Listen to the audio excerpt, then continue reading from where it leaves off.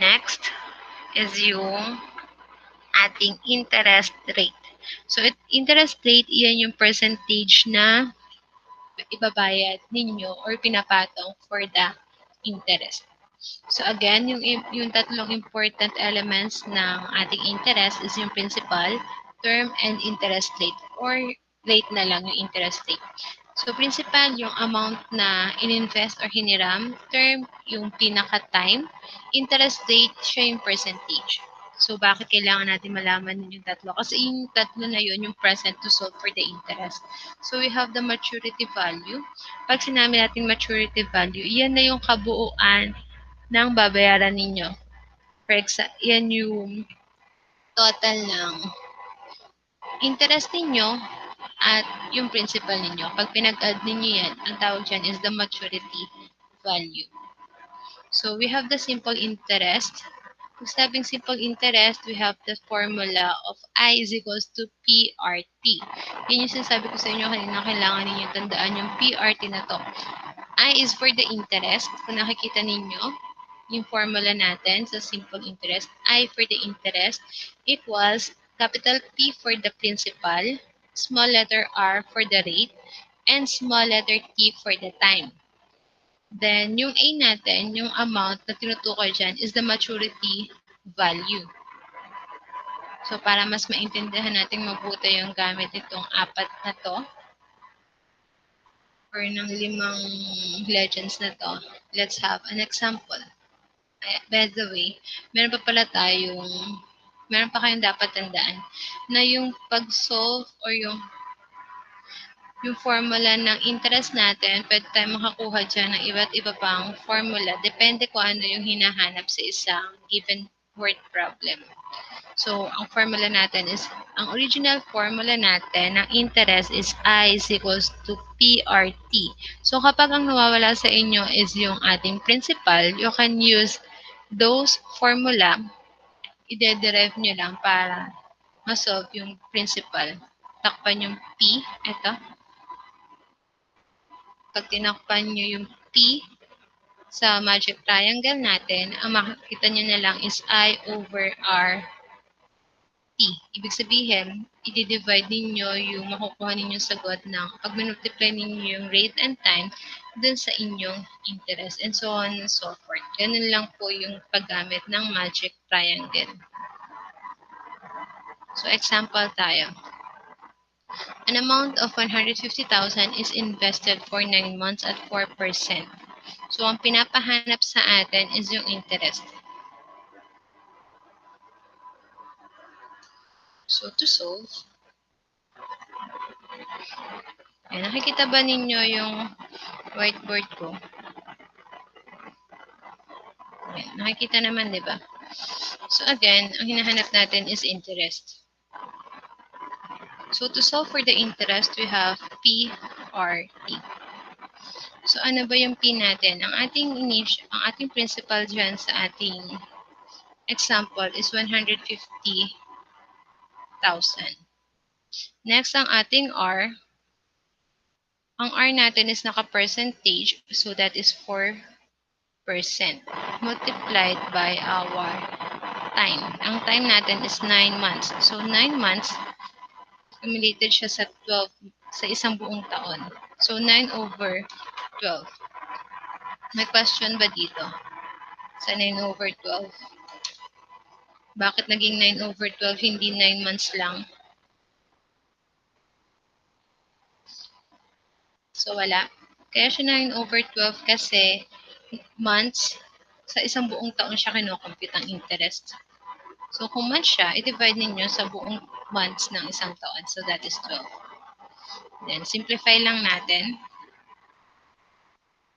So, 150,000 times yung 4%, iaayos nyo lang siya as decimal form, 0.04 times yung 9 over 12, that is 0.75. Try ninyo i-calculate yung 9 divided by 12, that is 0.75. Then, to solve for your I, compute nyo na lang siya sa calculator. 150,000 times 0.04 times 0.75, that is 4,500. Tama ba? Ayan. 4,500. So, for the maturity value, since meron na kayong I, so sa maturity value natin, para ma-solve yan, P plus I. So, substitute ninyo yung I, which is 4,500. Tapos yung P natin, 150,000. Add nyo lang. So, ang ating maturity value is 154,500. Nasobrahan lang ako ng 0 dun sa nandyan sa presentation. Okay pa. So, another way to solve, di ba meron tayong formula din kanina na A is equals to P times 1 plus RT.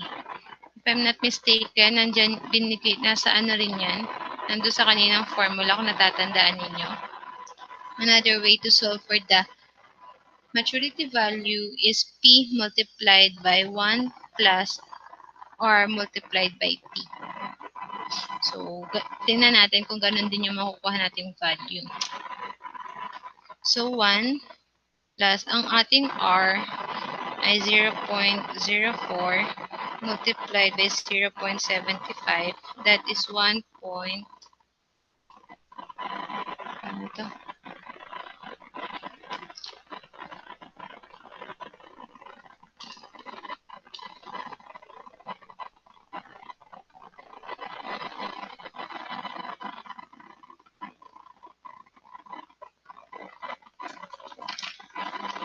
1.03.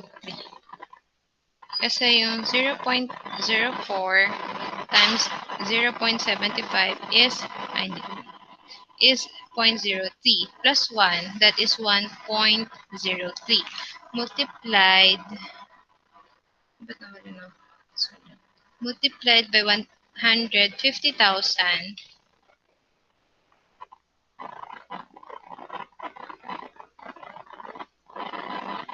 So, same answer lang din, 154,500.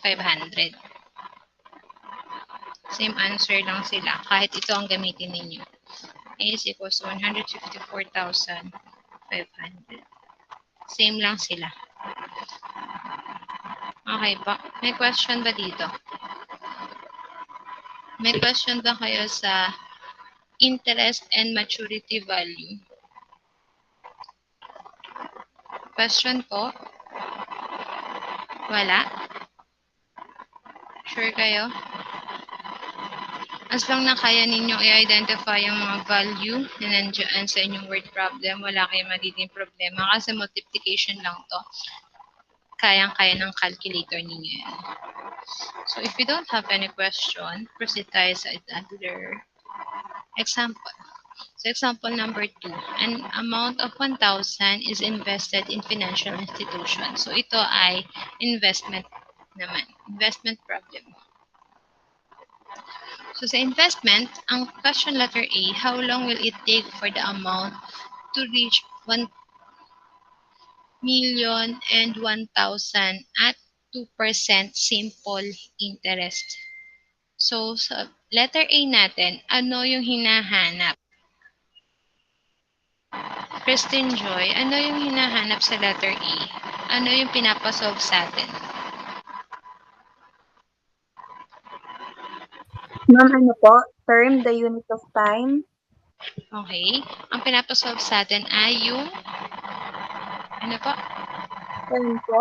Yung unit of time po. Kasi po how long. Okay, very good. So, ang pinahahanap sa atin sa letter A is yung term natin or yung time. So, how can we solve for the time? Paul Hernandez, how can we solve for the time? Kung ang ating formula lang ay ito. Ay, is it saan ba ito? Ayaw na naman sa mga. I is equals to P or T. Paano natin isolve yan? Na ang formula lang na ibinibigay ko sa inyo is yung formula ng interest, which is I is equals to PRT. Pwede man natin makuha yung time niya kung ito lang ang yung given natin na formula. Yes or no? Yes po. Yes po, sabi ni Joanna. So, paano, Joanna? So, since time yung kinukuha, yes, Joanna? Gamit po yung magic triangle. Hmm. Bali, ang magiging formula po is E is equals to I over PR. Okay. So, ganito lang yan. Kahit hindi kayo mag-magic triangle, dahil time ang hinahanap, leave yung time sa isang side. So, cancel, cancel. T is equals to I over PR. Okay? Kung ano yung hinahanap, siya lang yung may iwan sa isang side. Then, i-divide yung mga kasama niya. Especially kung multiplication naman yung operation. So, hindi nyo na kailangan kabisaduhin pa yung tinatawag nating magic triangle. Basta ganito lang. Ang kailangan ninyong thinking palagi. Kung multiplication to, ano ba ang kabaliktaran ng multiplication? That is division. So, i-divide nyo lang. So, sa both sides lang. Okay? So, ano lang natin to? Lagi to.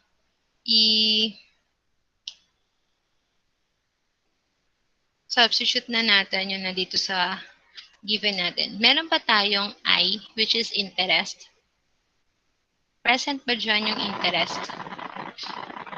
Nasaan dyan sa question yung interest? Yung 2% nun. Ha? Yung 2% po. Yung 2%? Hindi po. Interest rate yung 2% eh. Tandaan ninyo na kapag naka-percentage siya, interest rate yun. So that is our R. Asan dyan ang interest? Ang interest dyan, ano lang, peso value. Whole number, kung sakasakali. Meron ba?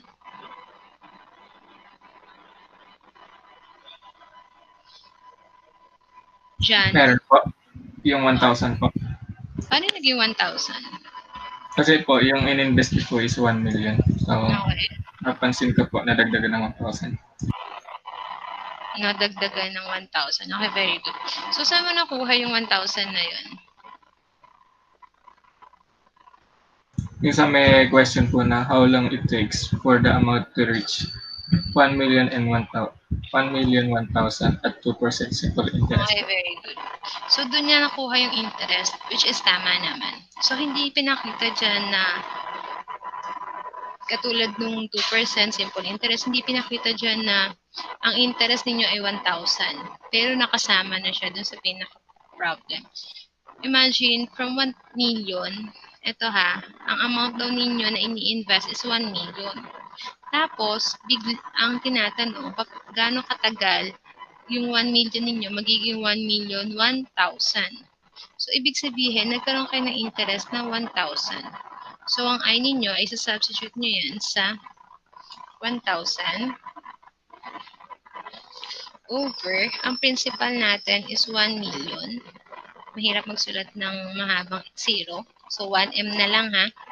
Then, multiplied, ang ating R ay 2%. So, ang 2% natin is 0.02 equals 9. So, compute nyo nga po. Paki-compute nga po. Ano ang sagot ninyo? Using your calculus or cellphones?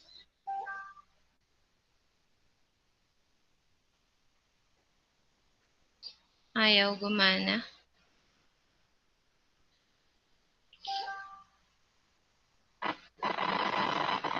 So, 1 million times 0.02, that is 20,000. So, 1,000 divided by 20,000,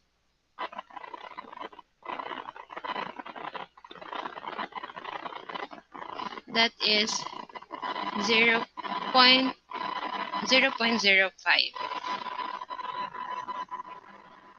Since wala naman tayong 0.05, dahil time ang pinag-uusapan natin, hindi ba ang sabi ko sa inyo palagi, kapag time nakapang 1 year tayo. So, ang 1 year ay equivalent sa 12 months. So, multiply nyo na lang siya. Ito siya. yung time natin na 0.05 multiplied by 12, bakit ulit sa 12? Kasi sa isang taon. Nakikita po ba? Nasa presentation. So, yan ay magiging 0.6 na lang. 0.6 months. Or, para mas maging specific, multiply nyo yung 0.6 month na yan sa 30 days ng isang buwan. So, magkakaroon kayo ng 18 days. So, ang pinakasagot ninyo, 18 days. 18 days lang ang kinakailangang araw para yung 1 million ninyo ay tumubo na ng 1,000. Okay po? May question ba? You have any question? So, wala. So, pag may question, magtanong lang, tap, or browse nyo rin yung nasa LMS. Ito lang din naman yun. Next. May yung letter B na question. At what interest rate will it earn 1,000 in 10 months? So, kanina, ang sinolve natin yung time. Ngayon naman, ang isosolve natin yung rate. Given na siya yung time, given yung interest na 1,000. So, ganun lang din po ang formula. Doon lang ulit tayo. Sa I is equals to PRT. So, hinahanap natin dito ay rate. So, since rate ang hinahanap, ay di-divide natin is yung PT. Cancel P, cancel T. So, R is equals to I over PT. Nasusundan po ba yung ginawa kong formula? Next. Substitute na lang tayo ng ating mga value. So, ang I natin, ang sabi dyan, ay 1,000 na interest. Interest of 1,000 over 1 million. Tapos, ang time natin ay 10 months. Equals 8. So, solve lang ulit, katulad nung kanina. Ito siya. Ito yung solution niya. Yung 1,000 na interest over 1 million multiplied by 5 over 6. Kung nagtataka kayo, bakit siya naging 5 over 6, yung 5 na to nanggaling to sa 10 months, yung 6 na to nanggaling to sa 12 months. Pinababa lang niya. Or ni lowest term. So, 5 divided by 6, para makuha ninyo yung pinaka decimal value, that is 0.83. Multiplied by 1 million,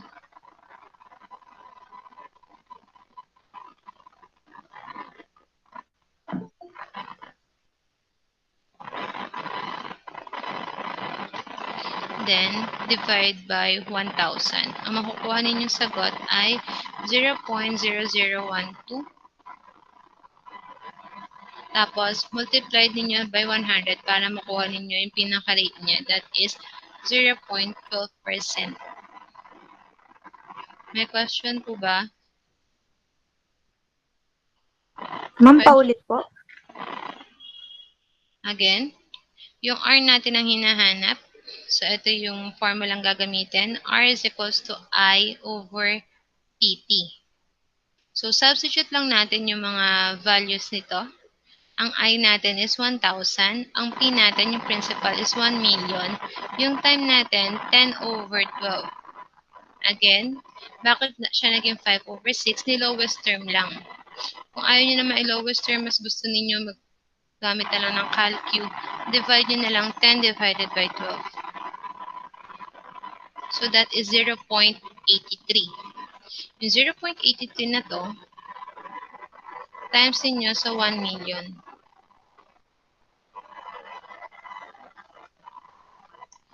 Then, yung magiging number na nandiyan, ang ipandi-divide ninyo sa 1,000. So, makukuha ninyo sagot is 0.0012. So, hindi pa yan yung pinakasagot. Kasi multiply nyo pa siya sa 100 times 100 para makuha ninyo talaga yung pinaka percentage niya, yung rate niya. So, magiging 0.12% lang. Okay na po. Bulanadi. Nasundan ba? Sige po.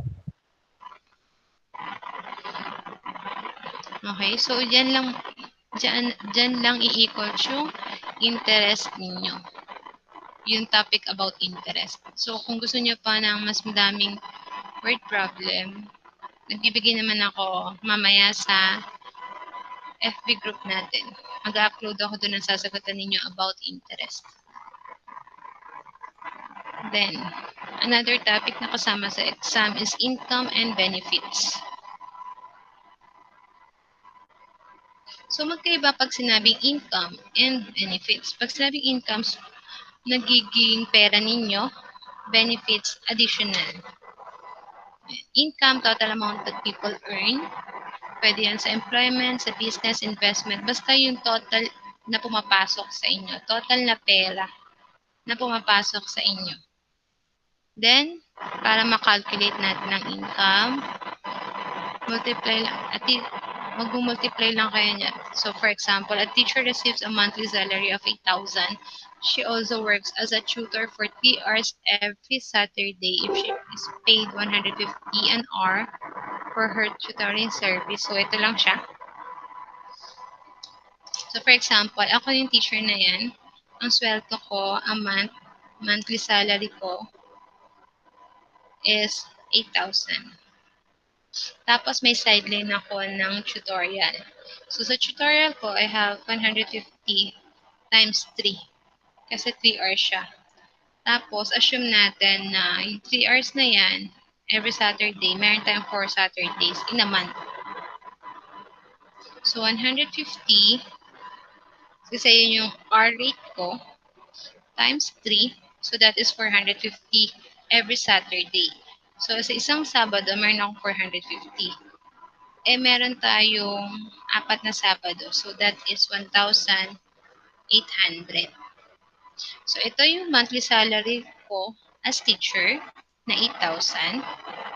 Tapos, ito yung monthly salary ko sa tutorial. So, ang total income ko, i-add nyo lang yan. 8,000 plus 1,800, that is 9,800. That is income. Yung kabuuang pumapasok na pera sa isang individual. Nagkakaintindihan po ba tayo pagdating sa income? Kasama dito lahat ng mga sidelines ninyo. Ayan. Tapos, ayan, solution. Ayan din yun. 9,800. So, another example ng income. Ayan, for example, sa isang araw, nagtatrabaho kayo ng 8 oras. Tapos, ang per hour ninyo, ang bayad is 60 pesos. So, multiply nyo lang yan. Multiply nyo lang yung 8 times 60. So, that is 480 a day. If nagtatrabaho kayo sa isang linggo ng 6 days, times 6 pa ulit, so you have 2,880. Tapos kapag umabsent kayo ng 2 araw, so minus nyo lang yung 2 days na work ninyo, absent ninyo. Ano yun sa isang araw? So 480 kayo sa isang araw, di ba?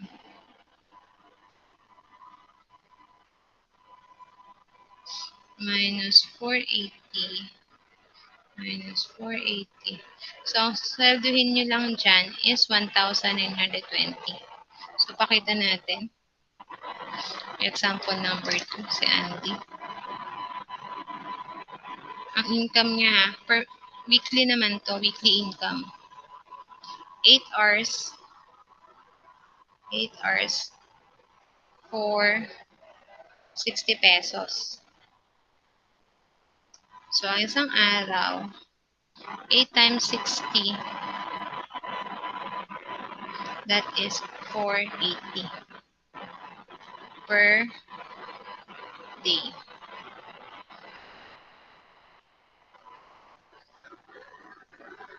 So, you have 480 a day. Tapos, ang required magtrabaho si Andy ay 6. So, times 6 lang to. 2,880. Yan sana yung kikitain ni Andy per week. Kaso, may absent siya na dalawa. Minus yung absent niya, 2 days absent.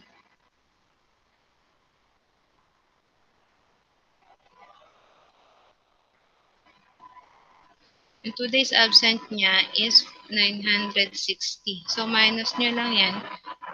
2,880 minus 2,960 minus 960.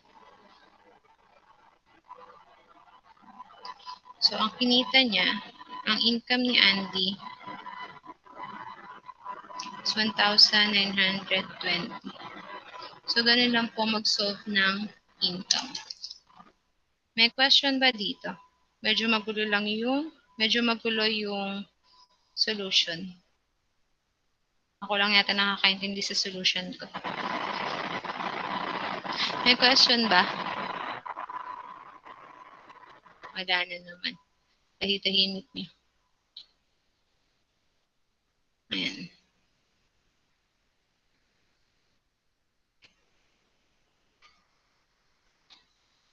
So, ito.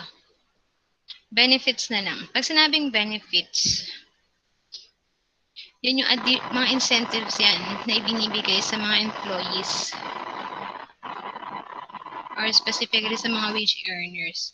Magkaiba kasi yung sinasabi nating salary, yung swelduhan sa katulad ng wage earners. Kapag wage earners, may tendency pa kayo na tumaas yung sweldo ninyo compared dun sa salary base. Kasi pag salary base kayo, kahit magkaroon man ng holidays, papasukan kayo ng rest day ninyo, walang additional yun. Unlike kapag wage earner kayo, ayan, wage.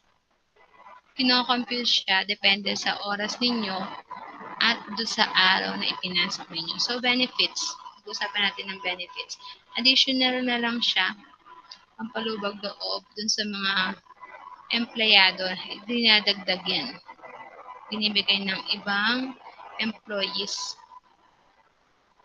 para makapag sila ng more employees. So, ito, for example, may company A na nag-offer ng monthly salary na 30,000. Tapos, ang workplace na yan ay malayo dun sa bahay ninyo. So, kailangan mong magrenta ng 5,000 a month. So, ito tayo ha. Bigyan ako scenario. Company A, Company B.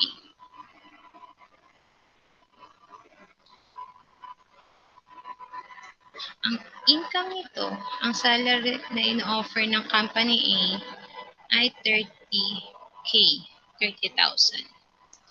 Ito namang isa is 27,000 lang. So, sa unang tingin, saan kayo mas papasok? Is it Company A or Company B?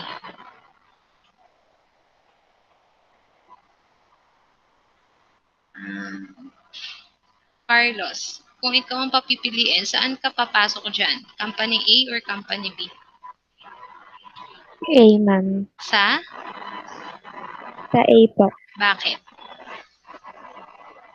Kasi po mas mataas po yung sweldo na ino-offer po sa company A. Kahit na yung Company A ay malayo sa bahay mo na kailangan mo magrenta, doon ka pa rin. Tama ba?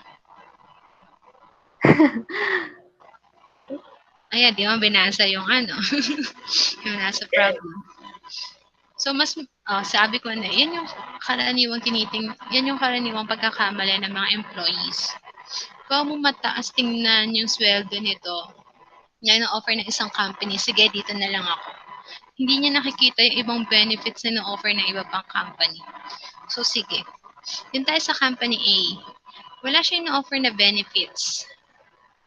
Ayan. Kailangan nyo pang mag-rent ng 5K a month. Dito sa company B, ayan, ang offer lang niya na salary or sweldo is 27K, but provides a free accommodation near your workplace. Ibig sabihin, yung 27K na in-offer nila, meron kayong benefits na makukuha. May benefits na in-offer si company B. Free accommodation. Basta yun na yun.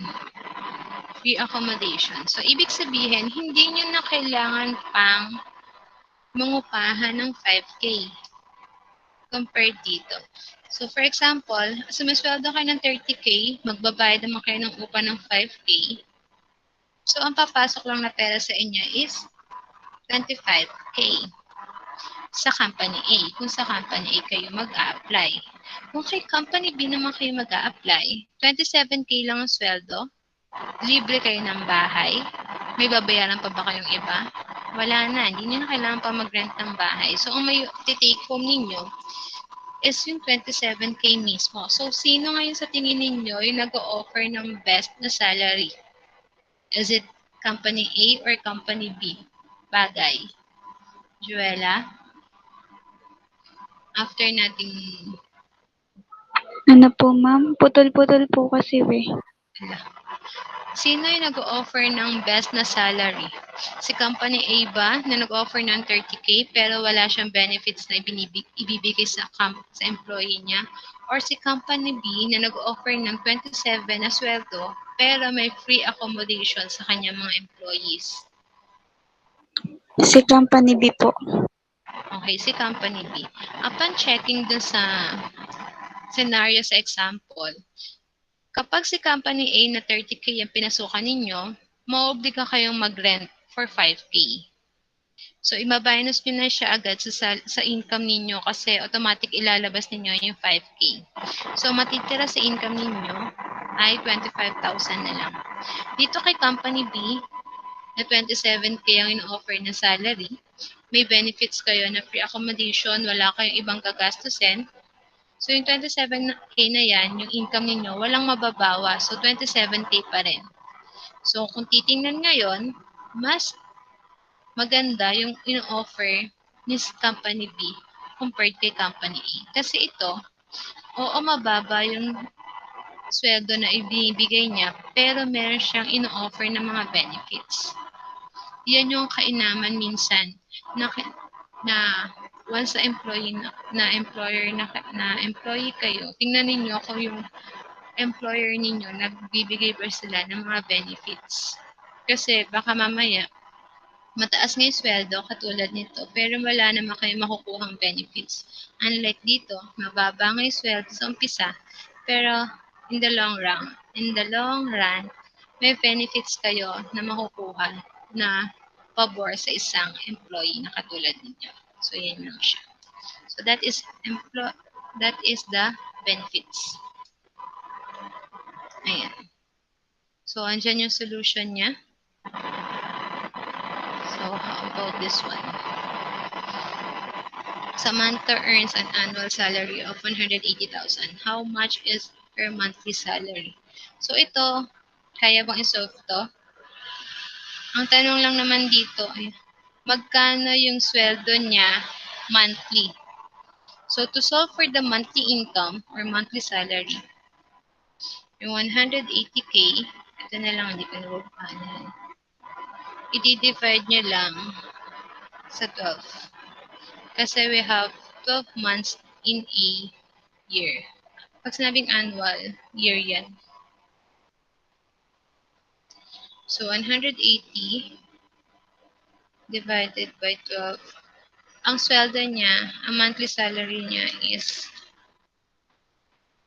monthly ay 15K.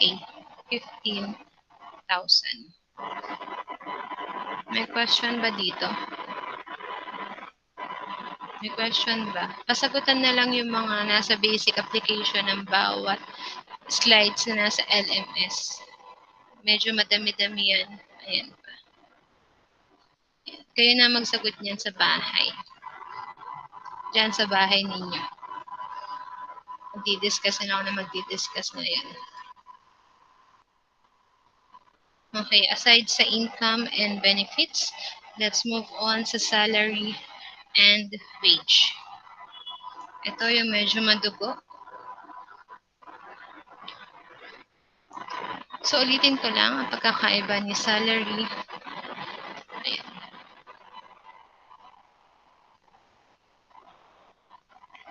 At ni wage. Pag sinabing salary, fixed amount na yung money na matatanggap ng isang employee.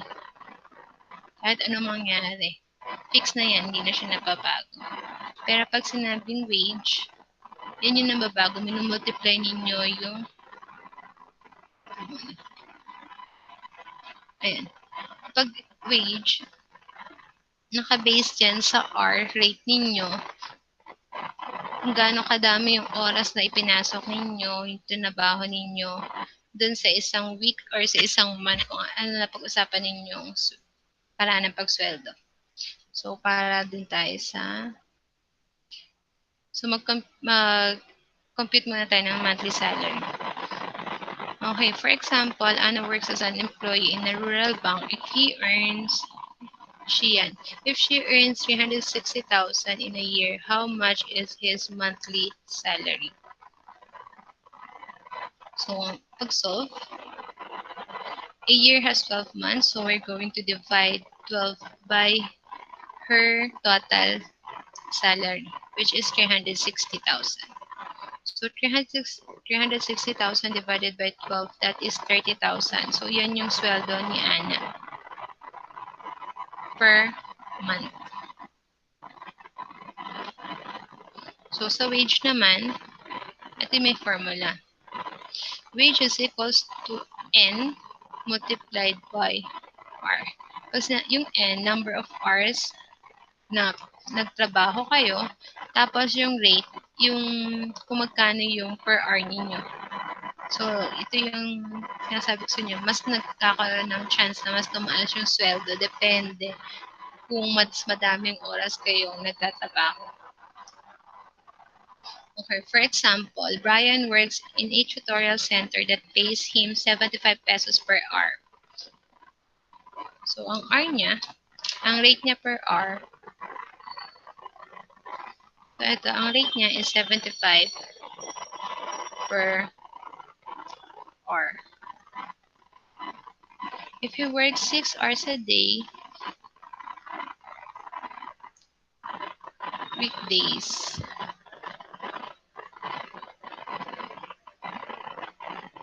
six hours. Tapos, every Saturday,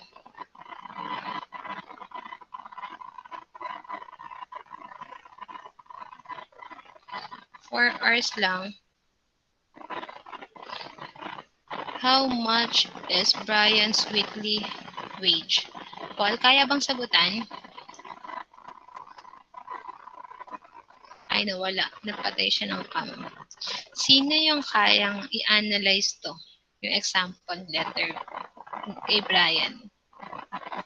Nag-left na silang lahat. Sepres, kaya ba? Paano kaya ito computin? Sabi ko kanina, ang wage natin is wage multiplied by N times R.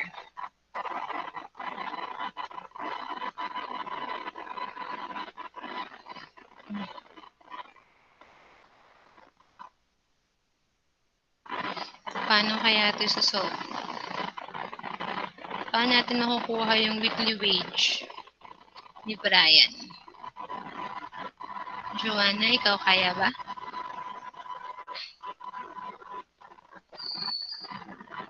Joanna, kaya ba? Jano. Try lang po. Ito times po yung Ayun, dun sana magtatry sila. Sige, sino sa inyong dalawa? Diyan muna po.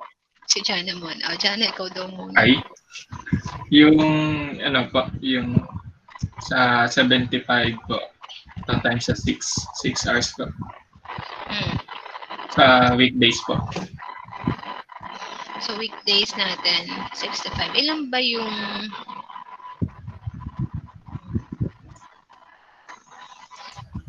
Oy, 6 hours a day on weekdays. Baka nakakalimut. 6 hours a day on weekdays. Ano yun? Pa-explain nga sa akin yung 6 hours a day on weekdays. Ano ba pakahulugan ninyo dun? Ano po, parang kada sa weekdays po meron pong 5 days po. Yes po. Tapos yung 5 days po times mo po sa 6 hours, Mhm. meron pong 30 hours po. Okay, very good. Tapos, So, yung times po, weekdays niya, times 5, that is 30 hours. Weekdays pa lang yun. Tama ba?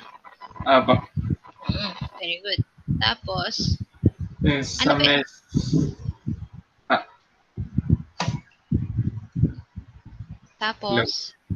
sige. yung sa may weekdays lang po, yung Saturday lang po yung nakalagay, 4 hours lang po yan. Tapos po, yung nalagay na po yung 75 times 30 po sa weekdays. So, ang gagawin mo, i-compute mo muna yung weekdays before the Saturdays, ganun ba? Opo. Okay, sige. Pwede rin naman. So, ito yung gagawin ni Jano. Yung wage muna niya for weekdays. Wage for weekdays. Tama ba? So, that is 30 times 75.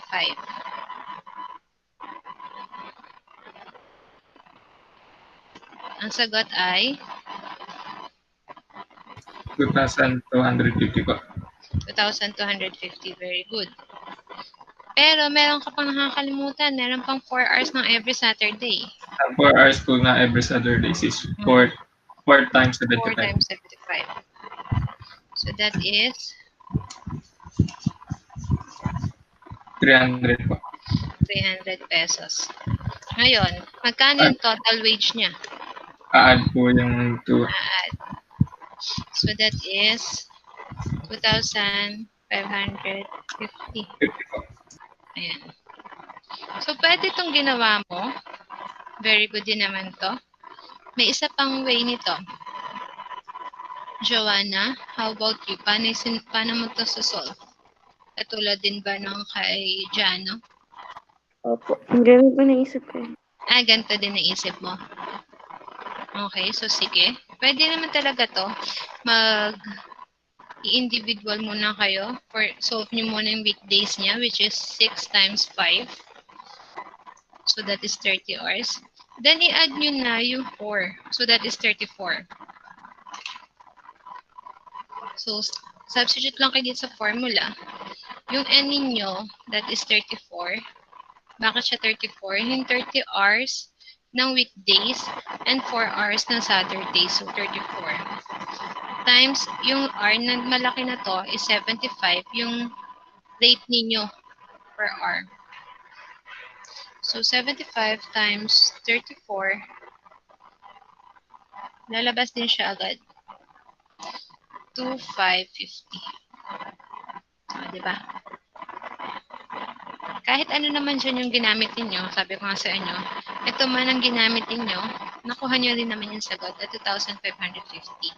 Pero, kung itong sinolve ninyo, mas madali, kuhanin lang yung total hours na nagtrabaho kayo for weekdays and add ninyo yung 4 hours na to for Saturday. So, a total of 34 hours in a week. 34 hours, multiplied yung inyong rate, which is 75, magkakaroon kayo ng wage or income na 2,550. Same dito. Diba? Walang pagkakaiba. May question po ba? Ayan. Ito yung table presentation ng wage ni Brian. Yung weekdays niya, number of days natin ng weekdays is 5. Ang hours niya per day is 6. So, 5 times 6, 30. Tapos, ang Saturdays natin sa isang linggo ay isa lang naman. So, ang oras na ay 4. So, add nyo lang. 30 plus 4 is 34. And ayan yung kanyang computation. O, diba? Mas madali siyang tingnan if i-analyze ninyong mabuti yung pinaka-problem ninyo. Next. So, what is asked? So, ito, madali lang naman to. Ang tinatanong lang naman, magkano magiging sweldo niya in a whole year kung ang monthly salary niya is 138,000. So, paano ang solution ang gagawin dito? Vin, Gabriel. Vin, Gabriel, Gabriel. Wala. Carlos. Paano i-solve to? 138,000 ano po, times 12. Bakit times 12? Kasi po yung monthly salary po niya is 138,000. So, ang hinahanap po, kung magkano po yung susweldohin niya sa loob po ng 1 year. Okay, So, very yung good. 1 year po, meron po siyang 12 months. Okay, very good. So, compute nyo na lang to, multiply nyo na lang yung sweldo niya sa isang buwan sa 12 months kasi ang tinatanong is year. So, ayan, pakisagutan na lang yan sa inyong mga kabahayan. That maglalagay na lang ka mamaya ng pagsasubmitan ninyo ng mga sasagutan. So, overtime pay na tayo. Pag sinabing overtime pay, for example, nagtatrabaho kayo sa isang company, ang regular hours lang ng isang employee ay 8 hours lang. So, kapag lumagpas na kayo sa 8 hours, sa 8 hours ng pag-duty sa isang company, ibig sabihin, nag-overtime na kayo. At napakaswerte ninyo kung ang company na pasukan ninyo ay nagbibigay ng overtime pay. Kasi po, ang overtime pay is 125% of your hourly wage. So, kung katulad kanina, ang oras ninyo is 75 pesos per hour, tapos nagkaroon kayo ng overtime na 4. So, for example, per hour ninyo is 75. Katulad kanina lang kayo kay Brian. Tapos, nag-OT kayo. Overtime kayo ng 2 oras. So, meron kayong additional na overtime pay. So, paano kinocompute ang overtime pay? So, to compute the overtime pay, yung hourly ninyo, 75 times 125% is 1.25. So, multiply nyo lang yan. 75 times 1.25, that is 93.75. Pag nag-overtime kayo ng isang oras, meron kayong additional 93.75 pesos. Ang overtime ninyo ay 2 hours. So, times 2 lang ninyo to. Times 2. So, that is 187.50. So, ibig sabihin, sa araw na yon na 75 pesos kayo, na nagtrabaho kayo, na 75 pesos kayo per hour. So, 75 times 8, meron kayong 600 isang araw. plus yung overtime pay ninyo na 187.50. I-add nyo lang 787.50. Yan yung sweldo ninyo nung specific date na nagkaroon kayo ng overtime. Nasundan ba? May question ba dito? May question? Again, to compute for the overtime pay, yung oras ninyo per hour ninyo, multiply sa 1.25. Tapos, yung makukuha nyo yung sagot, imumultiply nyo na kung gaano kadami yung overtime na nakuha ninyo. Kung gaano kadami yung oras na nag-overtime kayo. So, para mas, computation tayo. Ayan. Another example. During a mall sale, Andy, who is working as a bagger, rented 4 hours more than his required working hours. If he is paid 50.50 per hour, how much is his overtime pay? Sino pa ba ang pwede kong pasagutin? Konti na lang kayo dito.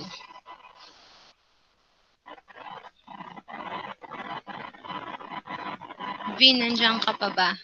Hindi ka sumasagot pero naka-online.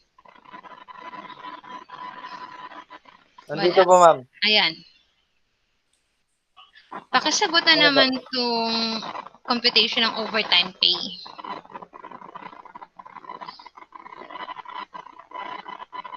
Alin po, ma'am? Ayan. During a Alin po? mall sale, nasa presentation po. Hindi mo Wala po. nakikita. Di po. During Alin po ba? during a mall sale, pero nakikita mo yung whiteboard ko. Opo. Sige. Eto. Si Andy ay may overtime na 4 hours. Ayan. Overtime siya ng 4 hours. So, ang per hour niya, 50.50. Ayan ang per oras niya. So, ang tinatanong, compute mo yung overtime pay niya. Ayan. Ang per hour ni Andy ay 50 pesos and 50 cents. Tapos, nag-overtime siya ng 4 hours. Paano mo i-compute yung kanyang overtime pay? Vin.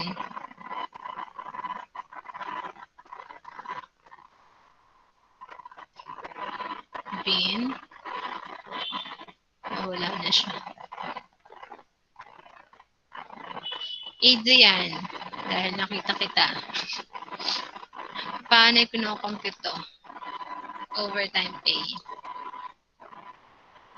Nag-left na si Vin. Paano kinocompute to, Adrian?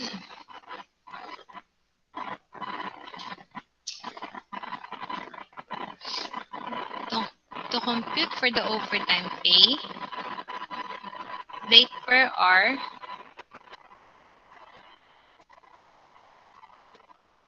times 1.25. Ayan lang po yan. Yan lang yung computation ng overtime pay. Yung rate per hour, multiply ninyo sa 1.25 or 125%. O, Adrian, baka naman, pwede mo na i-solve to. Nawala pa rin siya. Nag-left na rin siya. Dayan, Hamilya rin. Dayan. Ayun, next. So, Mahina po kami. mahina. Paano ba i-solve to? Yung overtime pay natin. Try po. Ayan, si Jana. Ay, sino ba yun? Si Joella. Wow, nagka-try sila. Ganda yan. Kasi sa exam ninyo, ang gagawin ninyo ay mag-aano kayo ng payslip. Kukumpletuhin nyo yung payslip. Kaya dapat alam ninyo i-compute yung overtime. So, sino? Jano, ikaw na una? Ikaw magka-try? Ay, si Juela. Sige, Juela, ikaw na lang. Maiba naman. Try po. Sige, Juela, try mo. Yung 50.50 po, imo-multiply po sa 1.25. Times 1.25. So, that is 63.125 po. so 63.125.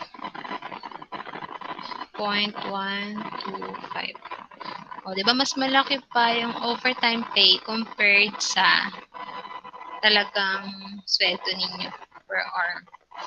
O, tapos, anong gagawin mo dito sa 63.125? Tapos po ito times po sa 4 kasi po yun po yung sumobra niya pong oras po. Okay, very good. So, times 4. Ito siya, yung 4 hours kanina. So, that is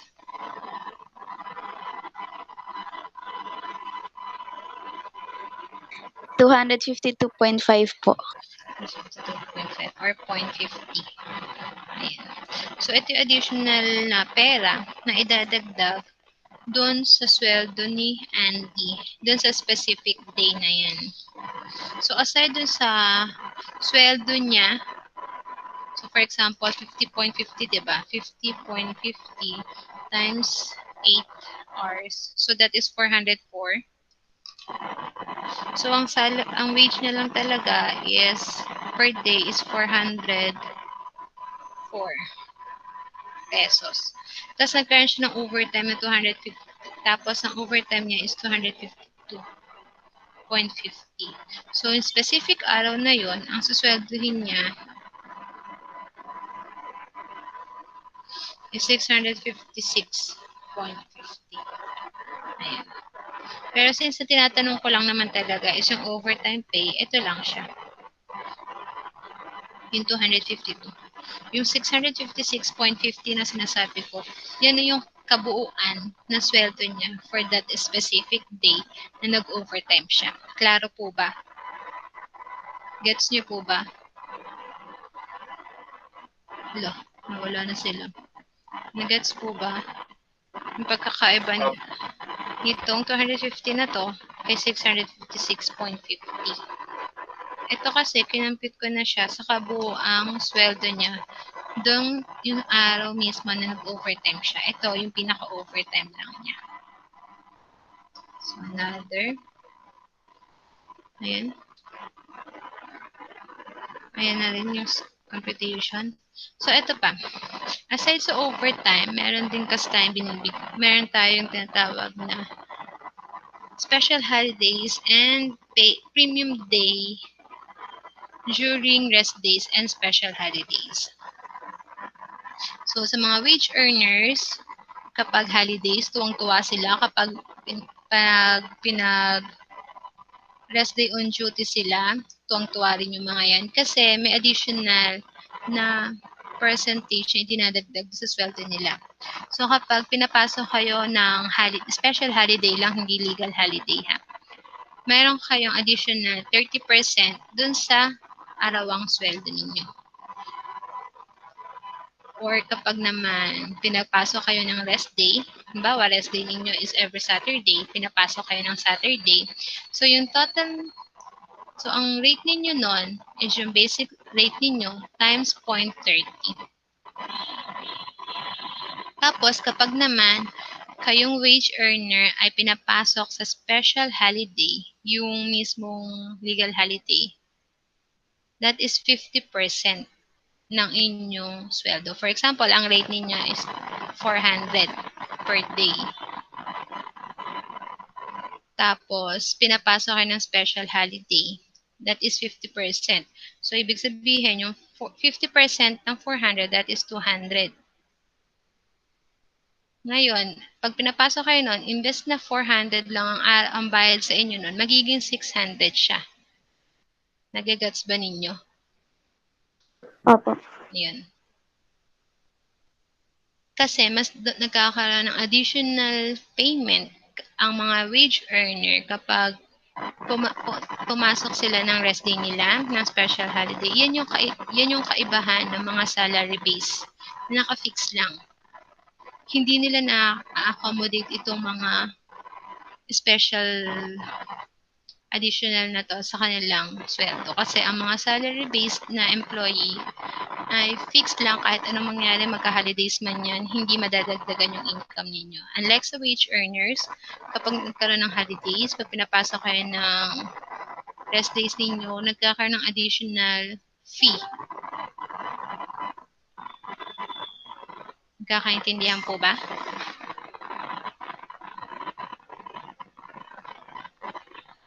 Question regarding dito sa premium pay during rest days and special holidays.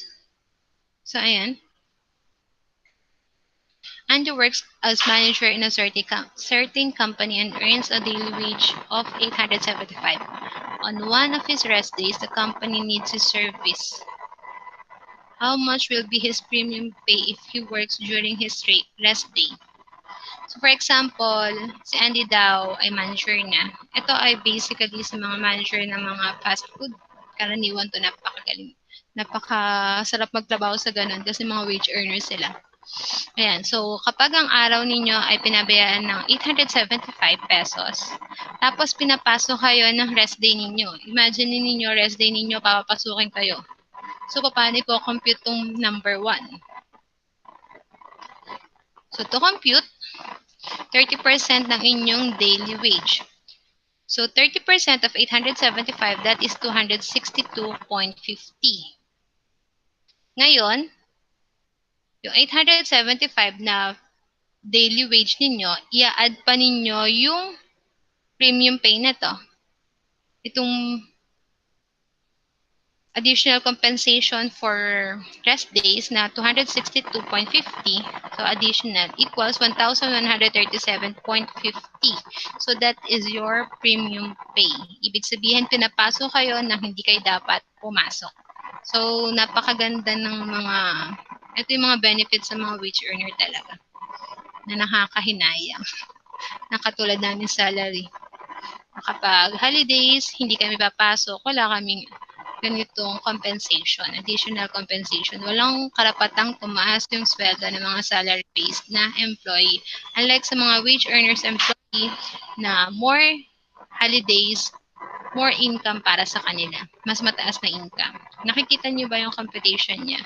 From 875 per day, papata kayo ng 1,137 for that specific day. O, diba? Ang laking kadagdagan sa inyong income kapag may mga ganitong special holidays or rest days na papapasukin kayo. Then for number 2 naman, rest day nyo na tapos holiday pa. So 50%. So 0.5 times 875, 437.50. I-add nyo lang ulit sa inyong daily wage na 875. So automatically, ang sweldo ninyo ng araw na yan is 1,312.50. Question po. May question ba? Question? Wala po. Wala. Wala po. Okay. So, kung wala,